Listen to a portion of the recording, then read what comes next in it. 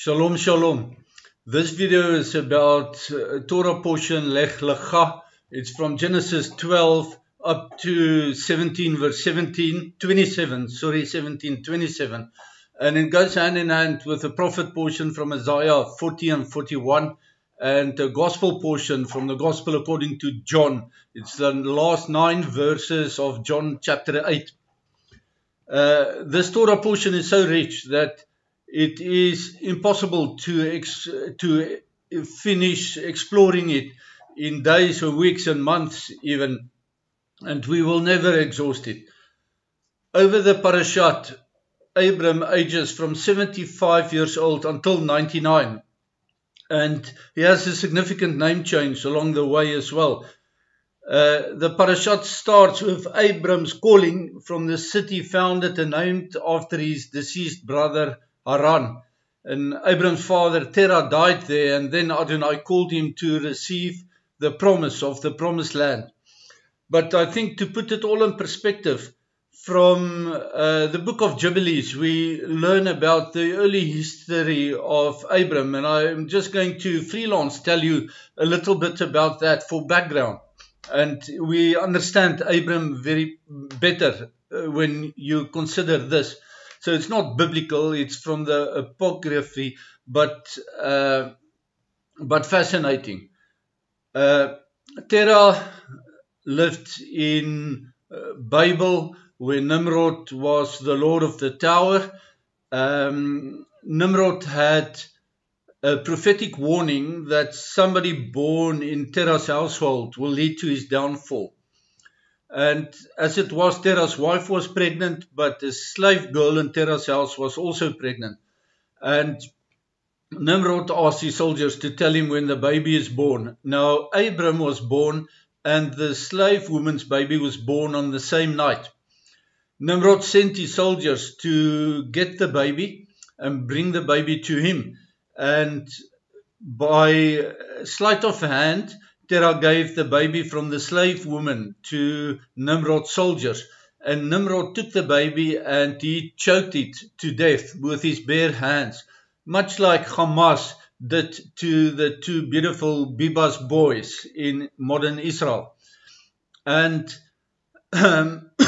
excuse me, Terah knew that Abram cannot live there, so he sent Abram away, and Abram was raised in a cave by Shem, the son of Noah. And Shem lived until Abram was about 58 years old. And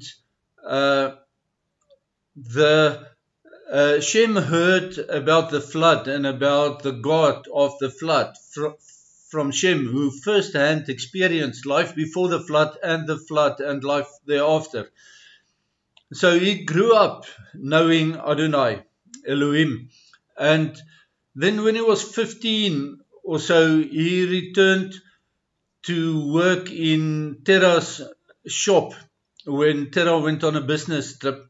Terah was a trader, a manufacturer and trader in idols, Kyrios, and in Greek.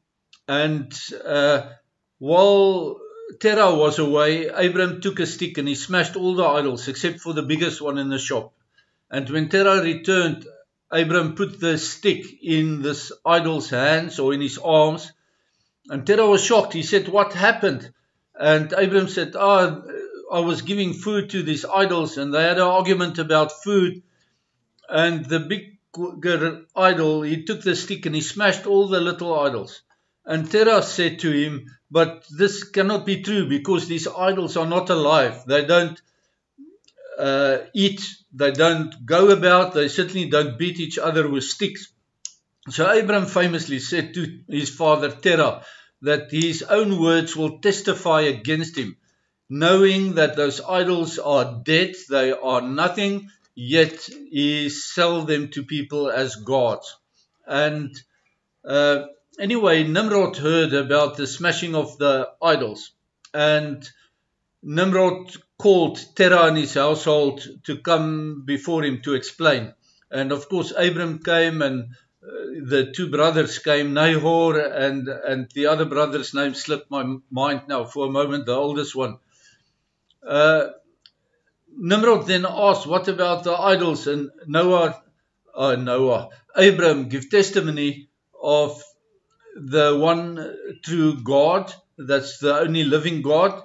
And Nimrod said, if he doesn't turn away from his testimony and serve the idols, he will throw him in a burning fire. And Abram refused to do so. His faith was in the one true living God, and therefore Nimrod had him thrown in the fire. But Abram didn't burn, he survived. He was walking around freely in the fire. And as this happened, Nimrod was asking Abram's oldest brother, and where do you stand in this case between one true God and many idols? And the brother said that he would reserve his judgment until he sees what happens to Abram. And when he saw Abram walking around in the fire, alive and unharmed, he said his faith is in the God of Abram. And then Nimrod had his soldiers grab this brother as well and throw him in the fire. But he did not survive. He burned to death because his faith was conditional. It was not true faith. And so when Abram came out of the fire, he adopted his brother who burned to death. He adopted his son. His son was called Lot. And that's how Lot ended up with Abram and Sarah, or Sarai at that stage still. You'll see immediately two parallels. In Nimrod wanting to murder baby Abram, you see the murder of Pharaoh, the infanticide he committed on the Hebrew babies by drowning them in the river Nile. And you also see Tetrarch Herod's slaughtering of baby boys that were 2 years and younger when Yeshua was born. And anyway, after these events, it was quite clear to Terah and the family that it would be a difficult life living in Babel under or close to Babel. They lived in Ur, but close to Babel under Nimrod's rule. So when Elohim called them to move to a promised land, they had very little hesitation. They moved from Ur past Babel to Haran, the city that the youngest brother founded and named after himself. And they stayed in Haran for 2 years, and Terah died there. And after Terah died, then Adonai Elohim called Abram again, and he said, Lech lecha, pack your things and go to the promised land, the land of Canaan or Canaan. So last week's parashat ended with the life after the flood and Nimrod's Tower of Babel, and finally we were given the genealogies from Noah to Abram. And in a nutshell, 10 generations from Adam to Noah and 10 generations from Noah to Abram. These scriptures in Parashat Lech Lecha must be understood in a Pardes approach in order to understand it. On a Peshat level, it records the history of Abram's calling and his travels and his travails as well. And on the Remes level, we see the shadow, the hint or suggestion of Elohim's roadmap for all history. And on the Drash level, we anticipate the future Messiah through several verses and paragraphs and subsections within the parashat. And finally, on the Sot exegesis, we meet the Messiah through his hidden presence throughout the text. Good day, my name is Barney de Klerk. I'm not a Bible teacher, I'm a student of God's Word, and I love sharing with you what I'm learning, and in this case, learning from this week's scripture portions, the Torah portion, Lech Lecha. So, following Elohim's command to Lech Lecha away from his family to an unknown destination, Adonai said in Genesis 12, verse 2 and 3, that his heart desire is to make Abram into a great nation and to bless him. He said this to the 75 years old Abram. He said, to make your name great so that you may be a blessing to all the families of the earth. In the middle of this expression of what Elohim's heart's desire is, he inserted, I will bless those who bless you, and whoever curses you, I will curse. And that blessing or curse did not attach only to Abram, but it descended through his genealogies, the covenant genealogies. The ultimate blessing to all the families of earth is through the Messiah, but he was then still hidden in Abram's loins. For a childless couple who was already 75 and 65 years old respectively, this was a deep mystery. How could Adonai make them into a great nation? How could they become a blessing to the whole world? I cannot imagine that Abraham and Sarai would grasp the magnitude of Adonai's heart's desire in that moment. Even now, while we know how it played out, it is all still mind-boggling. The blessing was bestowed on Abram. It belongs to him and to his descendants. And it found its fulfillment in the Messiah. People from all the Goyim families in the world will be blessed by Adonai if and when they bless the house of Abram. Let me hasten to add, and Isaac and Jacob, because the promise and the blessing was repeated to them, and Jacob's name was changed to Israel, because this is the descendancy of the blessing. In its fullness, people are blessed when they bless the Messiah, and cursed when they curse the Messiah. This means people are blessed when they serve and worship the Messiah, and when they are saved by him, when they turn to him and bless him. You have to remember that the Hebrew word baruch for blessing means to serve somebody on your bended knees. So it refers to prayer and worship as well. Conversely, the people who cursed Abram and his descendants, who are the Jews in our day,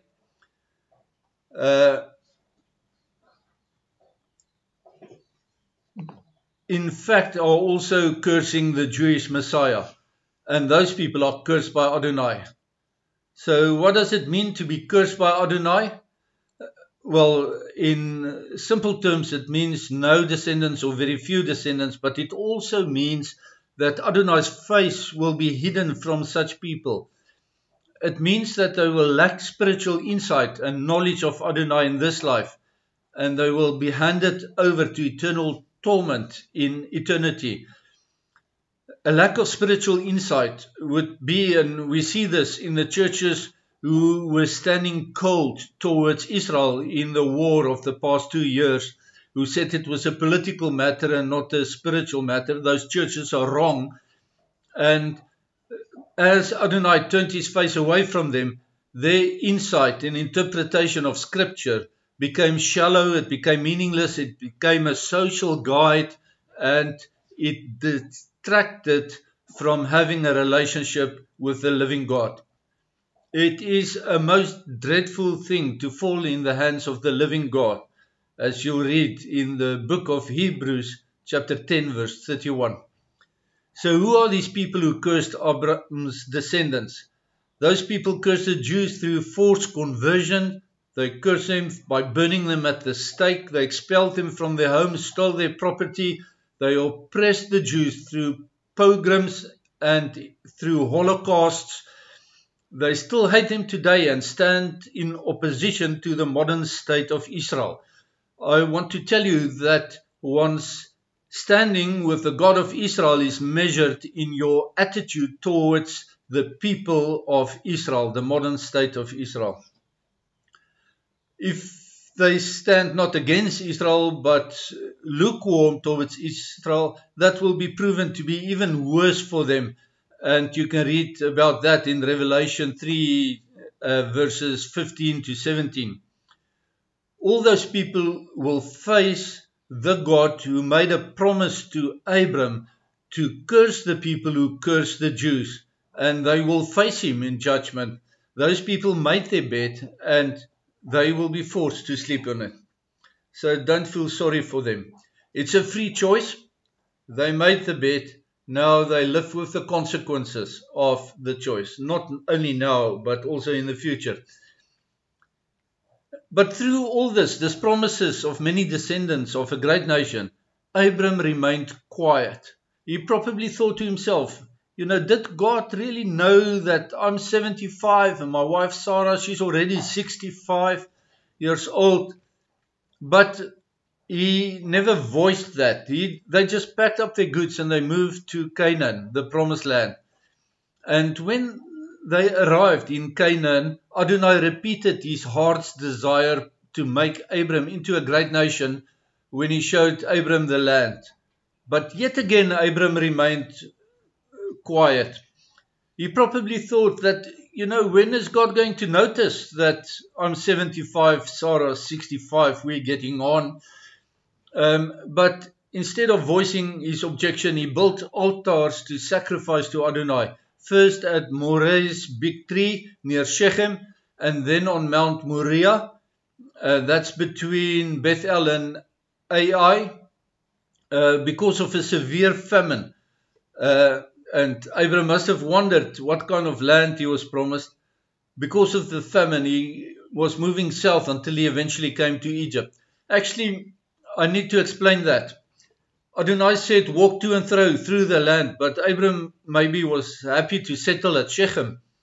So Adonai brought about a drought and a famine, so that Abram was forced to move further south and eventually to Egypt.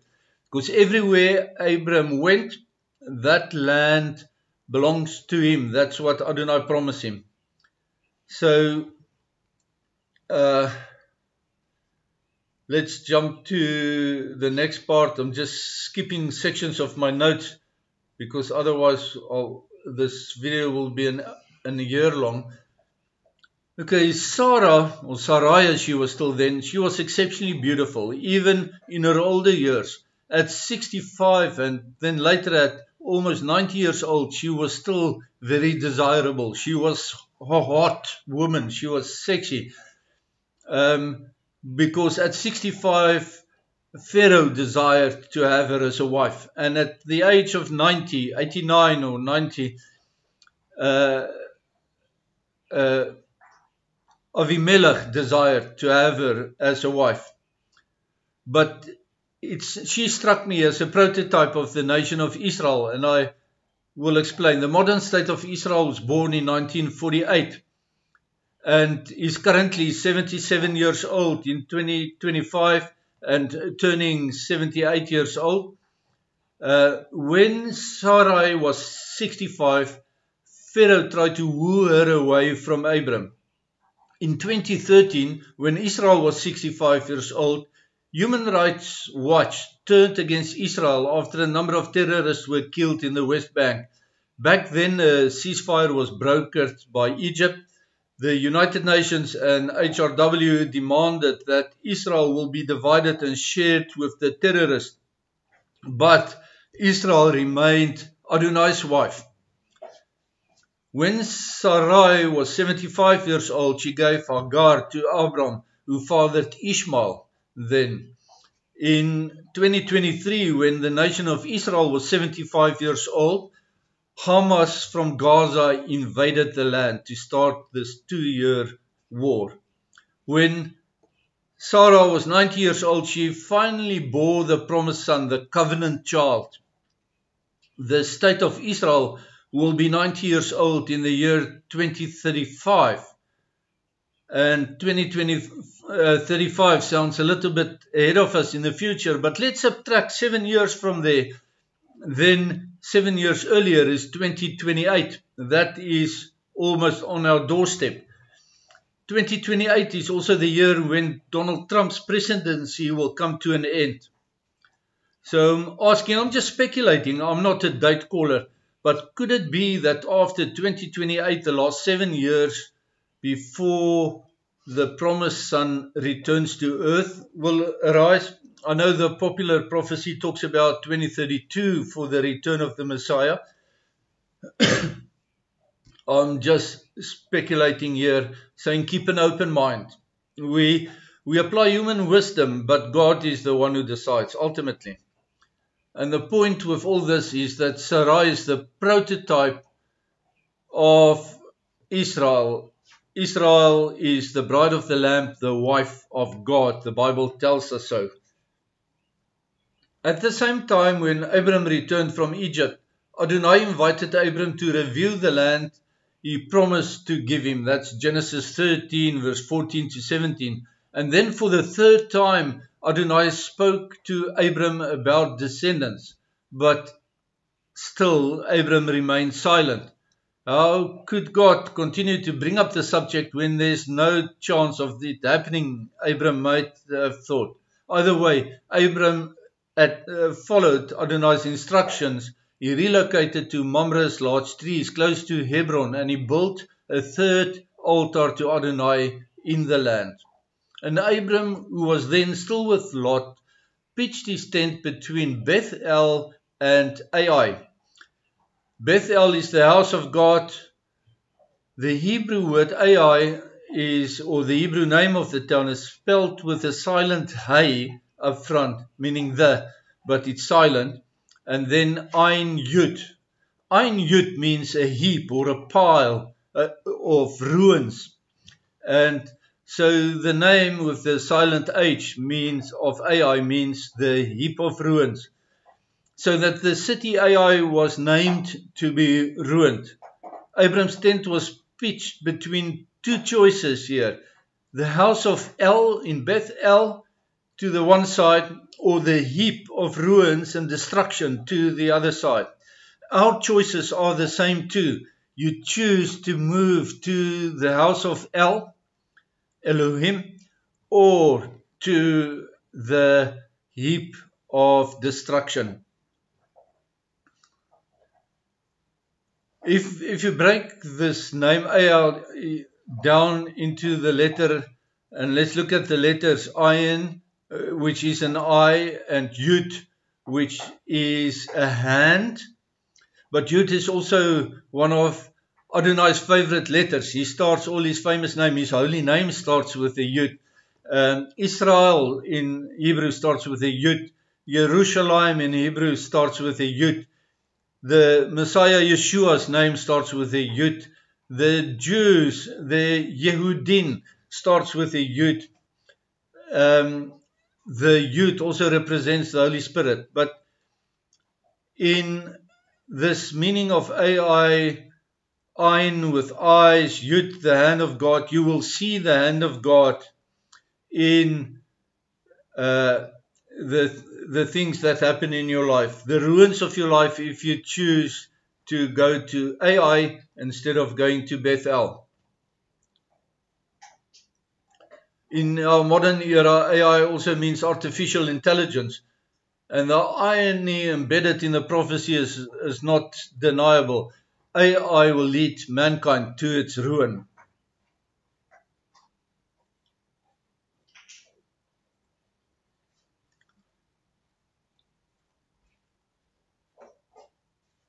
Then I'm not going to talk about it, but World War Zero happens. 5 kings from the north comes to fight against 4 kings from the plains and eventually defeat them. And they also take Lot and his people captive, and then Abram chases after him and defeats them and returns all the prisoners, and he returns all the goods that were, all the loot that were captured as well. And then in the valley of Shaveh, the mysterious Melchizedek, the king of Salem, came to Abram to serve the first communion mentioned in the Bible to him, communion with wine and bread. Melchizedek blessed Abram in the name of El Elyon, the Most High God, and the Creator who gave the victory to Abram. Abram gave to Melchizedek a tenth of everything that he possessed. And the person of Melchizedek is mysterious, but let's look at him to learn who he is, because there are some evidence in the Bible that reveals his identity to us. His name is Melech Tzaddik, the king of righteousness. He was the king of Salem. Salem means peace. Shalom and Salem is spelled exactly the same in Hebrew, Shin Lamed Mem. It's only the likud dots that changes the pronunciation. Melchizedek is not only a king, but he's also the high priest of El Elyon. And this priesthood is much older than the Aaronic order. The city of Salem later became known as Jabus when Israel was in Egypt for 400 years. And during those years, I don't know where Melchizedek went, but the city's name changed to Salem. And eventually, after the Exodus, in the days of King David, he captured the city Jabus. David changed the name to Jerusalem, drawing from its original name, Salem. In the 2nd century, for what it's worth, the Romans tried to change the name to Capitolina, but their attempt to blot out all references to the holy name and to the chosen people never stuck. The name of the country was stuck and promoted. It was actually forgotten until the British Empire revived the Roman name and recreated this name of Palestine. But and there's an interesting thing there. Plestin, for the Philistine or the Palestinian people, Plestin in Hebrew means invader. So even in the name, you know who are the invaders and who are the natural people. The Israeli Jews are the natural people who belong there, and the Palestinians are the invaders. It's captured in the name. But coming back to Jerusalem, this Roman name Capitolina, it never stuck to Jerusalem. The city will be known as Jerusalem even into eternity. Let's return to Melchizedek. Other biblical references about him is in Psalm 76, verse 2 and 3. And there we read that the city of Salem is now called Jerusalem. In Psalm 110, verse 4, we learn that the Messiah is Melchizedek. In Hebrews 6, verse 20, and again in Hebrews 7, the whole chapter, it describes Melchizedek as eternal, and specifically in verse 3 there. So I want to make a comment. The rabbinical opinion is that Melchizedek was the 800-year-old Shem who came to Abram, but this is in conflict with Genesis 11, verse 10 and 11, that clearly states that Shem only lived until the age of 600. From the book of Jubilees, we read that Abram was raised by Shem, and we can blot it out that Shem passed away when Abram was 58 years old, some 20 years or so before we read about Melchizedek. So Melchizedek was not Shem at all. In all of history, in all of Bible history, there's only one other person who has the same title and titles as Melchizedek. His titles was the King of Righteousness, the King of Peace, and the High Priest. This other person also served bread and wine to his people. And he is Yeshua, the Messiah. I believe that Yeshua is and was Melchizedek. And this is also how he knew Abram, later named as Abraham, as is written in the Gospel of John chapter 8. And in this week's Gospel portion, I'll touch on this again from the other side, looking back. In Genesis 15, verse 1, 4, 7, and verse 8, the word of God came to Abram in a vision, and Abram calls him my Lord Adonai. So who is this word of God that Abram can talk to him? The word of God doesn't mean a word came, a voice on the wind. The text indicates that it's a person. The word of God is a person. We know from the Gospel of John's opening verses that in the beginning was the Word, and the Word was with God, and the Word was God, and then the Word became flesh. This refers to Yeshua, the Messiah. He is the Word of God. To him, Abram finally found his mojo to speak up and raise his concern when the word of God repeated the promises of many descendants. Abram finally had enough chutzpah to speak up, because neither him or Sarah was getting any younger. In his words, Abram said to the word of God, "You've given me no seed." That implies that Abram had a fertility problem and not Sarah. But I think if we look at it differently, Abram fathered a child with Hagar, and later on with his next wife, Akira, he fathered another 5 or 6 sons. I don't remember exactly how many now. But so the problem was not with him, but Adonai closed Sarah's womb until the right time, according to his plan, to produce this very special child. So seed in this case then refers to descendants and not to sperm.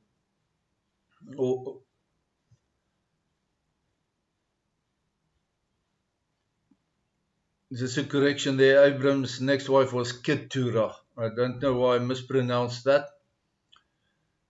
Another 13 years later, after Abram found his chutzpah, then Abram was 99 years old already. Adonai El Shaddai came to him, and Adonai reminded Abram of the covenant that he will be the father of many nations. And, no wonder that he bowled Abram over as Abram fell on his face before Adonai. Could it be that because Abram and Sarai made the Ishmael plan, that he waited and delayed another 13 years to harden and prove their faith and trust in him before he came back? We don't know.